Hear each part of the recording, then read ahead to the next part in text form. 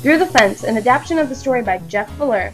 Listen carefully to my tale because I will need your help to solve my problems in the end. I didn't know what compelled me to stop along my normally short walk home from school. My friends certainly wanted me to keep going. Come on, Danielle, Lee's gonna start. Yeah, we're all supposed to watch it in my house. That was Carrie and Jessica. They were always complaining about something. It seemed that they were always in a rush. As soon as the dismissal bell rang, they were out the door and waiting by the big oak at the corner. Carrie got there first because her locker was at the end. Jessica, however, had to weave her way through half the kids in school before she could get out. She had tried to switch lockers in the beginning of the year, but all the good ones were gone, and no one would even trade her, even when she tried to swing the deal with a 20% discount card for the Wiregrass shopping mall. It didn't matter much anyway. She had gotten pretty good at getting through the crowd and met Carrie. 78 seconds later, Carrie had timed her. I trailed far in third. There was this cute boy I liked, and I waited in the hall until he passed, and I smiled at him. My friends didn't know that was the reason I was so late. They just thought I was slow. I preferred it that way. The teasing for being slow was a lot easier to take than what I can get if they knew the real reason. We all met at the Old Oak where we first became friends. We were going to carve our names in it, but Jessica's dad works for an environmental agency, and he taught his daughter well. From that tree, we started the walk home. It usually involved window shopping or chatting with other kids along the way. Of course, we had our secrets, dares, and many races. Today was no different. Mid-race, I stopped and hooked my fingers through a chain-link fence. All the barking dogs were vying for attention, for that chance of adoption. One caught my eye. It was a little white dog, his coat still glossy with youth. We had passed by this place 1,000 times, but this time there was that dog that I hadn't seen before, the sun hitting his coat, making him shine like a little white beacon beckoning to me to come take him from this place. By the time the other girls got to the mailbox, they had designated a finish line and were huffing and puffing pretty hard.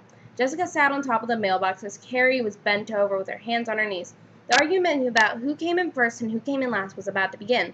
When they saw me still standing with his face pressed against the fence, "Danielle, Lee is starting now," Jessica called as she looked at the watch too big for her wrist. "Hey, you all, look at this," I yelled back. There were some sort of diamond-shaped holes in the fence, and past all the other dogs, the three of them stared at the poor little puppy. The funny thing is that they all felt like poor ones, little kids without iPods. A girl's family just wasn't complete without a loyal companion. I had wanted a dog for the longest time, but my parents always gave me the typical adult answer. Maybe when you're older. I decided I was old enough, and I told my friend so. I have to get that dog. Carrie and Jessica chorused, "Yeah!" We ran the rest of the way home. Carrie's house was the first stop. She opened the front door, threw her backpack in, and slammed it shut. "Sorry, Mom, bye," she yelled as she raced down the porch stairs. She knew she was told 1,000 times not to slam the door, and she'd probably hear it for the 1,001st time that evening. The plan had been glee at Jessica's and then maybe some karaoke revolution later in her basement. But plans change. We made the detour at Jessica's to tell her mom that we would be over at my house instead. As Jessica opened the door, ready to make some racing exit, everyone's mood suddenly sank. "Hi, Grandma." Grandmothers are great. We love them all, and it's not just for the candy they give us.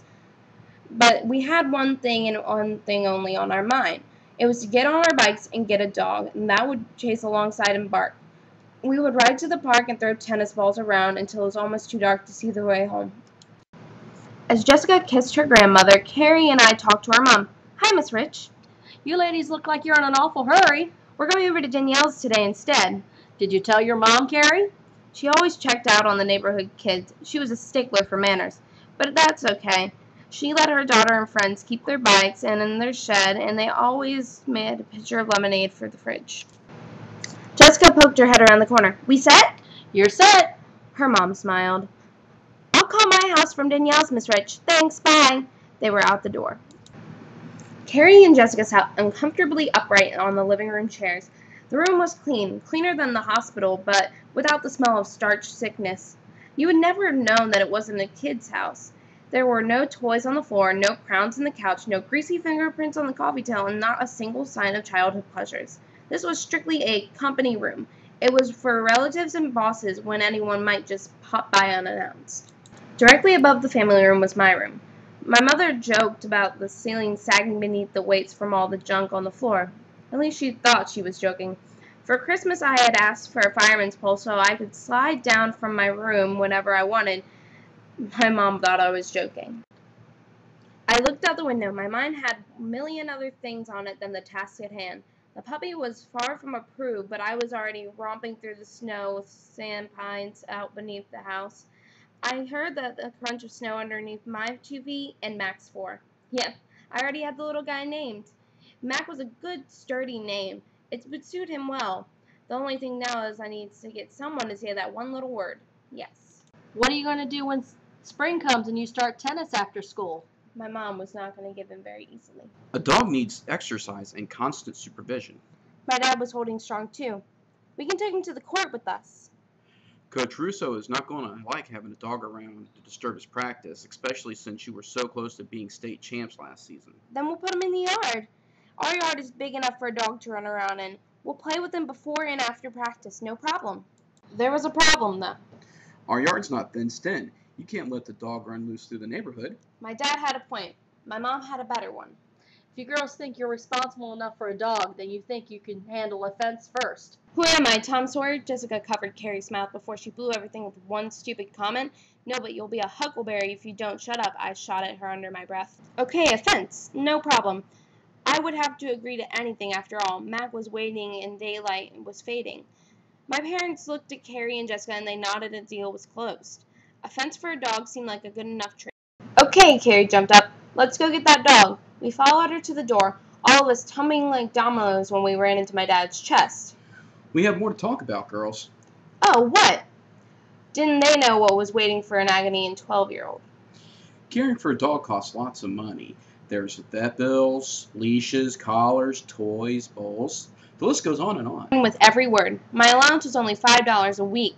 It wasn't even enough to go see a movie. It cost me almost a month's worth if I got popcorn and a soda. Never mind the juju beans I can't live without. My dad couldn't possibly expect me to pay for all these things. Luckily, he didn't. What I'm really concerned with is the dog food. That's yours. I will take care of the rest. After all, you are my only daughter. My dad said just as he hugged my shoulders. I thought, yeah, great, thanks. His food will cost a fortune and I only get to go to the movies, once a year now? And to help you out, we'll raise your allowance by $1. No, $2 a week. My mom jumped in to ease the pain. Finally, the deal was closed. The girls walked the perimeter of the yard, single file, myself, then Carrie, then Jessica. There were many decisions to make on top of that, and I had to get fenced before they could even set foot into the pound. With a couple of phone calls, we managed to get 80 feet of chain link fencing. It mostly came from Carrie's uncle, the carpenter. We promised to mow his lawn for 2 months for free in charge in return for the fence. So we all had to tackle the simple task of using those 80 feet to fence in the most possible room. After all, no one wanted Mac to be cramped up. He was going to be big when he grew up. Carrie grabbed a shovel, and I grabbed a pencil. First things first. Here's where we're going to need your help. I have to put up a fence, pay for dog food, and figure out my allowance will cover the inflation and figure out why 9 cups of dog food is 1 pound, and you're usually 8 ounces in a cup. Math.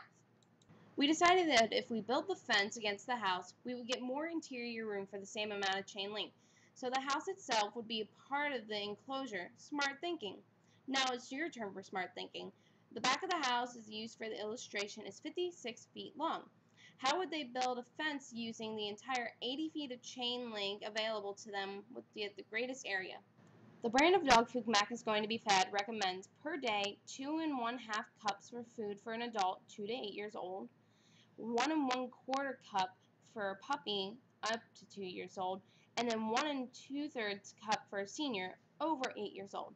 If the dog food costs $46 for 20 pounds, and the pounds yield 9 cups, then how much money would I expect to pay if Mac lives to be 15 years old? If inflation causes the price of the dog food to increase 1.6% per year, how much will I end up spending?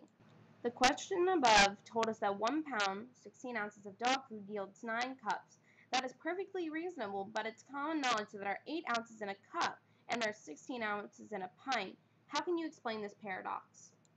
Will the $2 extra of allowance per week fully cover the cost of Mac's food or any of the stages of its life? Prove your answer.